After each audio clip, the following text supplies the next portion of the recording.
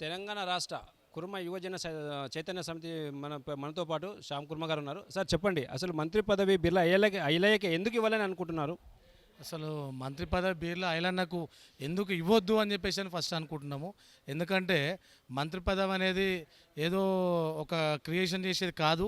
ప్రజానాయకునికి ప్రజల్లో ఎవరికైతే ఆదరణ ఎక్కువ ఉంటుందో, ప్రజల గురించి వారి కష్టాల గురించి ఎవరికైతే నిజంగా కూడా ఒక ఏమంటారు వారి పట్ల అవగాహన ఉంటుందో వారికి ఖచ్చితంగా మంత్రి పదవి కేటాయించాలి.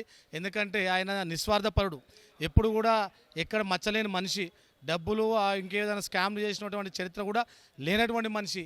పవర్లో లేనప్పుడే ఆయన నియోజకవర్గ వారిగా ఎన్నో సేవలు చేసిండు. ప్లస్ 50-60 వేల భారీ మెజార్టీతోని గెలవడం జరిగింది. అసలు కాంగ్రెస్ ప్రభుత్వము పార్టీలో టికెట్ల గురించి ఇచ్చి పోటీ చేయాలంటే కూడా కొందరు భయపడ్డ పరిస్థితుల్లో ఆయన టికెట్ ఇచ్చినప్పుడు ఆ అవకాశాన్ని సద్వినియోగం చేసుకున్నటువంటి వ్యక్తి. అప్పుడు ఇప్పుడు ఎప్పుడూ మారలే అటువంటి వ్యక్తి. ఎమ్మెల్యే పదవి రాకుండా ఆయన ఉన్నప్పుడు ఏ విధంగా ఉన్నాడో గొప్ప స్థాయిలో ఇప్పుడు కూడా అదే విధంగా ఉన్నాడు. కాబట్టి ఆయన లాంటి వ్యక్తికి కీలకమైన మంత్రి పదవి ఇస్తే ఈ రాష్ట్రంలో కూడా ఖచ్చితంగా అందరి క్షేమం గురించి ఆయన పోరాడతాడు. దేశంలోనే మంచి పేరు తీసుకొచ్చుకునేటువంటి మంత్రిగా ఉంటాడని చెప్పి తెలియజేస్తున్నాము.